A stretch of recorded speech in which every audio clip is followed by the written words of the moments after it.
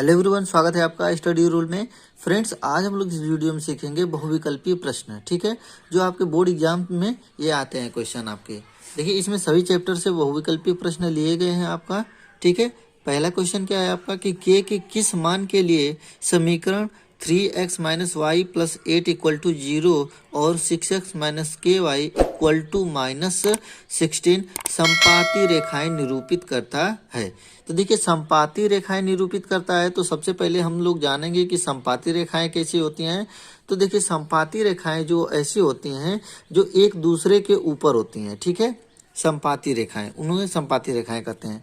अब देखिए, ये जो समीकरण आपके दिए हुए हैं, सबसे पहले इसका व्यापक समीकरण आप समझिए। ठीक है, इसका व्यापक समीकरण होता है आपका, क्या होता है कि ax plus b y plus c equal to 0। ये होता है आपका व्यापक समीकरण इसी का। ठीक है, तो संपाती रेखाएं होने के लिए आपका क्या होता है, कंडीशन क्या होती है कि a1 अपान a2 बराबर b1 अपान b2 बराबर c1 अपान c2, ये होना चाहिए। ठीक है, a1 अपान a2 अपान b1 बटा b2, ये सभी तीनों क्या होनी चाहिए, आपस में बराबर होंगी।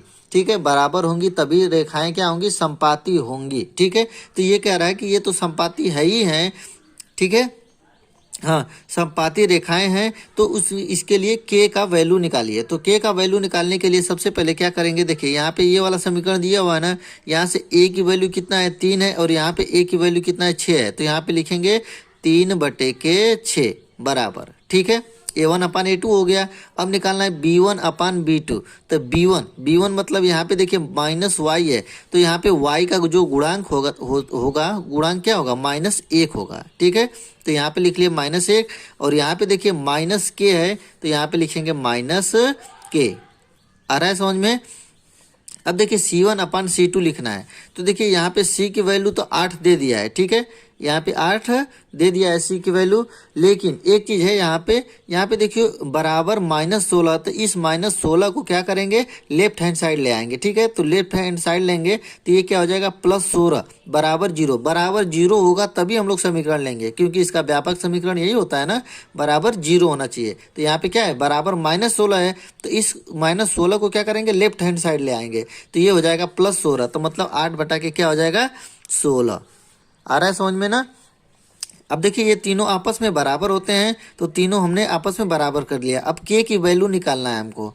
तो देखिए किन्हीं मतलब दो को आपस में ले लेंगे तो के की वैल्यू निकल जाएगी। चाहे इसको आपस में ले लीजिए, या चाहे इस वाले समीकरण को आपस में ले लेंगे। ठीक है, तो अब देखिए यहाँ पे -1 माइनस तो आपस में कट जाएगा आपका। और यहाँ पे देखिए 3 1 कम 3, 3 दूना के 6, कितना आ गया, 1/2 आ गया बराबर। यहाँ पे आ जाएगा 1/k आएगा, हो जाएगा ना। अब देखिए यहाँ पे क्रॉस मल्टीप्लाई करेंगे तो के इधर चला जाएगा और ये बराबर 2 हो जाएगा। मतलब के की वैल्यू आपकी कितनी आ जाएगी, 2। के की वैल्यू कितनी आ जाएगी, 2। तो यही पूछ रहा है आपका के किस मान के लिए, तो के की वैल्यू कितना आ गया, 2। मतलब सी वाला ऑप्शन आपका क्या हो जाएगा, सही हो जाएगा। आ रहा है समझ में ना। अब देखिए अगला क्वेश्चन हमने लिया है देखिए दूसरा क्वेश्चन है हमारा कि चित्र में ABCD एक आयत है, तो AB की लंबाई होगी। अब यहाँ पे देखिए चित्र में ABCD दिया हुआ है ना, यहाँ पे क्या दे दिया, AB की वैल्यू निकालना है, मतलब ये वाला वैल्यू निकालना है हम लोगों को। तो AB की वैल्यू निकालने के लिए, ये वाला वैल्यू निकालने के लिए हम देखिए ये चीज समझिए कि जो ABD क्या है, एक समकोण त्रिभुज बन रहा है। क्या बन रहा है, समकोण त्रिभुज। तो समकोण त्रिभुज का रूल क्या होता है कि जो हमको निकालना क्या है, ये वाला निकालना है ना, लंब निकालना है। तो लंब बराबर क्या होता है, लंब का स्क्वायर बराबर क्या होता है कि कर्ण का स्क्वायर माइनस कर्ण क्या होता है, कर्ण का स्क्वायर माइनस आधार का स्क्वायर। ठीक है, यही होता है ना फार्मूला। या इसको ऐसे भी कर देंगे कि कर्ण का स्क्वायर बराबर क्या होता है, इसके बराबर लिखेंगे तो लंब का वर्ग धन आधार का वर्ग होता है। तो हमको निकालना है यही है। अब यहाँ पे देखिए कर्ण क्या है, कर्ण मतलब जो सबसे बड़ी भुजा होती है वो कर्ण होता है आपका। तो यहाँ पे 10 दिया हुआ है, तो इसका लिखेंगे 10 का स्क्वायर माइनस आधार कितना दिया है, 8। तो यहाँ पे लिखेंगे 8 का स्क्वायर। 10 का वर्ग कितना हो जाएगा, 100। 8 का स्क्वायर कितना हो जाएगा, 36, अरे 64। ठीक है, कितना हो जाएगा, 64। और 100 में से 64 घटेगा तो आपका आएगा कितना, 36 आएगा। तो ये लंब का स्क्वायर मतलब क्या है, AB का स्क्वायर होगा। ए बी का स्क्वायर, इसलिए ए बी की वैल्यू कितना हो जाएगी 6 आ जाएगा, क्योंकि इसका वर्गमूल निकालेंगे 36 का तो कितना आएगा 6 आएगा। तो ए बी की वैल्यू कितनी आ गई 6, तो ए बी की वैल्यू 6 आ गई, मतलब कौन सा ऑप्शन सही है आपका, सी ऑप्शन वाला आपका सही है। ठीक है, अब देखिए अगला क्वेश्चन देखते हैं। इसमें अगला क्वेश्चन क्या है, यदि बिंदुओं Q -6, 5 और इतना -2 और 3 को मिलाने वाले रेखाखंड का मध्य बिंदु P इतना दिया है तो A का मान ज्ञात कीजिए। ठीक है ना, A का वैल्यू निकालना है हमको और मध्य बिंदु दिया हुआ है। तो सबसे पहले एक चीज हम जानेंगे कि मध्य बिंदु का निर्देशांक का फार्मूला क्या होता है। तो मध्य बिंदु के निर्देशांक का फार्मूला क्या होता है कि x1 + x2/2, ये x बराबर होता है, और दूसरा क्या होता है y बराबर y1 + y2/2, यही होता है मध्य बिंदु का निर्देशांक। ठीक है, तो हमको a का वैल्यू निकालना है, तो हमको बस इससे मतलब है, मतलब x वाले पद से मतलब है। तो यहाँ पे क्या करेंगे, x1 + x2 करेंगे। तो x1 + x2 बराबर कितना दिया, अब देखिए वैल्यू तो दे दिया है कितना a/3, यही दे दिया है। अब x1/x2 कितना है -6 + -2 बटा में कितना 2 लिखेंगे। ठीक है, अब देखिए यहाँ पे हो जाएगा -6 और यहाँ पे देखिए प्लस माइनस मिलके क्या हो जाएगा माइनस हो जाएगा। तो -6 और -2 मिलके कितना हो जाएगा -8/2 हो जाएगा ना, और ये 2 से कट भी जाएगा कितने बार में 4 बार में, -4 बार में। यहाँ पे दिया हुआ है कितना a/3 बराबर कितना आ गया -4। अब 3 का क्या करेंगे, उधर मल्टीप्लाई कर देंगे, क्रॉस मल्टीप्लाई, तो a की वैल्यू निकल जाएगा कितना -3 चौका 12 -12, a का वैल्यू आ गया कितना -12। तो यहाँ पे देख लीजिए -12 कौन सा वाला ऑप्शन सही है, तो इस सी वाला -12 ऑप्शन आपका सही हो जाएगा। ठीक है, 3 क्वेश्चन हो गए, चौथा वाला देखते हैं। देखिए चौथा क्या है आपका कि साइन a बराबर 1/2 है तो कॉट a का वैल्यू ज्ञात कीजिए। हमको देखिए किसका वैल्यू निकालना है, कॉट a का। तो समझिए आप दिमाग में सबसे पहले एक चीज देखिए कि कॉट a का फार्मूला किस में आता है। कॉट a का फार्मूला क्या होता है कि देखिए एक फार्मूला होता है क्या, 1 + cot² a बराबर कोसेक² a। ठीक है, यही होता है फार्मूला आपका। तो देखिए यहाँ पे हमारा क्या दिया हुआ है, देखिए कोसेक दिया हुआ है यहाँ पे ना, और यहाँ पे हमारा वैल्यू क्या है साइन ए। तो यहाँ से हम लोग निकालेंगे सबसे पहले कोस ए की वैल्यू, अरे कोसेक ए की वैल्यू। तो देखिए कोसेक ए की वैल्यू कितना हो जाएगा, इसी का उल्टा हो जाएगा, क्योंकि साइन का ही उल्टा तो कोसेक होता है। तो कोसेक ए की वैल्यू कितना हो जाएगा 2 हो जाएगा। आ रहा है समझ में, कोसेक ए की वैल्यू कितना हो जाएगा 2 हो जाएगा। ठीक, अब देखिए इसमें वैल्यू रख देते हैं। अब देखिए कॉट ए को इधर ही रहने दीजिए, किधर मतलब इसी साइड, कॉट ए का वैल्यू इसी साइड रहने दीजिए, और 1 को क्या करेंगे राइट हैंड साइड लेके चले जाएंगे। तो ये हो जाएगा कोसेक का स्क्वायर a -1। ठीक है, समझ में आया।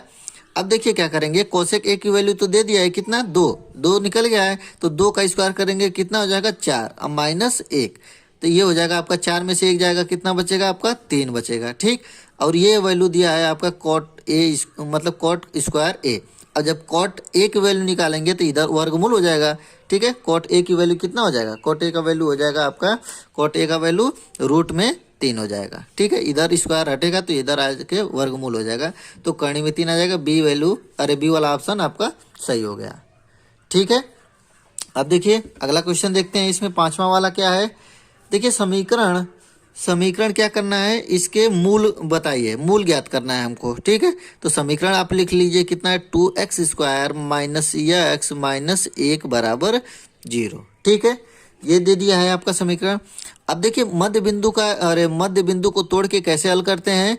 तो देखिए 2 का सबसे a² मतलब ये x² का जो गुणांक होता है, और ये अचर पद वाली राशि को, इस दोनों को आपस में गुणा करते हैं।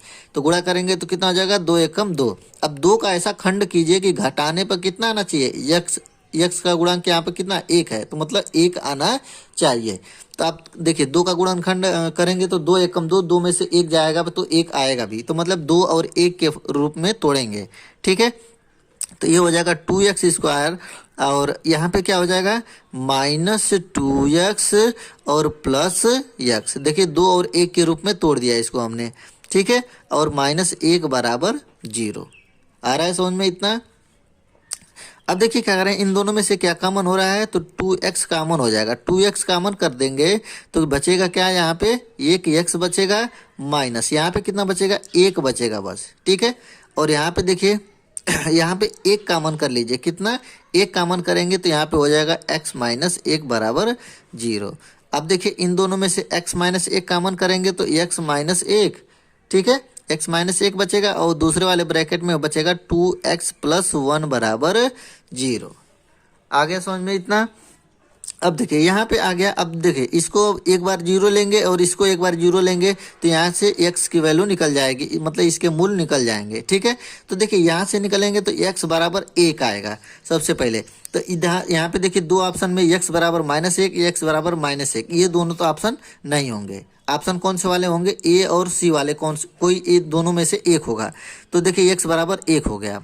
अब इसको हल करेंगे 0 लेके, तो देखिए 0 लेके हल कर देते हैं यहाँ पे कि 2x प्लस 1 बराबर 0, ठीक।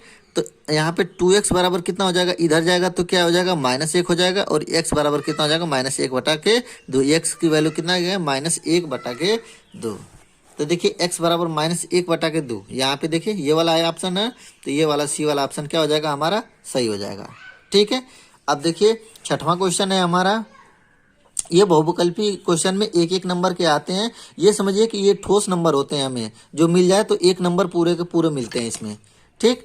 अब देखिए क्या है, भुजा 6 सेंटीमीटर वाले एक वर्ग के अंतर्गत खींचे जा सकने वाले वृत्त का क्षेत्रफल निकालिए। अब देखिए 6 सेंटीमीटर का क्या है, आपका एक वर्ग है, ठीक। 6 सेंटीमीटर का एक वर्ग है, इसी के अंतर्गत एक क्या खींचना है आपको, वृत्त खींचना है, ठीक है। तो देखिए जो वृत्त हम लोग खींचेंगे, इस वर्ग की भुजा की जो लंबाई होगी ये उसी का क्या हो जाएगा, व्यास हो जाएगा, ठीक है। क्या हो जाएगा, व्यास हो जाएगा। तो व्यास का आधा क्या होता है, उसका त्रिज्या होता है, वृत्त का त्रिज्या होता है। तो व्यास कितना है, 6 सेंटीमीटर है। ये पूरा मतलब वर्ग की लंबाई कितनी है, 6 सेंटीमीटर है। तो समझिए कि ये पूरी लंबाई 6 सेंटीमीटर है, तो इसकी त्रिज्या कितनी हो जाएगी, 3 सेंटीमीटर, मतलब 3 यहाँ पे 3 सेंटीमीटर की त्रिज्या हो जाएगी। तो 3 सेंटीमीटर त्रिज्या वाले वृत्त का क्षेत्रफल निकाल लेंगे, ठीक है। तो वृत्त का क्षेत्रफल क्या होता है, πr² होता है। तो पाई का वैल्यू देखिए इसमें सभी में दिया है, तो पाई का वैल्यू मान तो रखेंगे नहीं 22/7, तो पाई को आप रहने दीजिए। और आर की वैल्यू कितना आ गया है, 3, तो 3 का स्क्वायर कितना होता है, 9, यही होता है ना। तो ये हो जाएगा आपका कितना, 9 पाई आ गया सेंटीमीटर स्क्वायर, क्योंकि क्षेत्रफल स्क्वायर में लिया जाता है। तो ये हो जाएगा 9 पाई सेंटीमीटर स्क्वायर। तो आप देख लीजिए कौन सा वाला ऑप्शन सही है आपका, ये वाला डी वाला ऑप्शन सही है, तो ये वाला ऑप्शन आपका सही हो जाएगा, ठीक है, 9 पाई सेंटीमीटर स्क्वायर। तो ये वीडियो आप लोगों को कैसा लगा होगा प्लीज़ कमेंट करके बताइएगा। और आप मेरे चैनल पर नए होंगे तो प्लीज़ चैनल को सब्सक्राइब कर लीजिए। मिलते हैं अगले वीडियो में, तब तक के लिए जय हिंद जय भारत।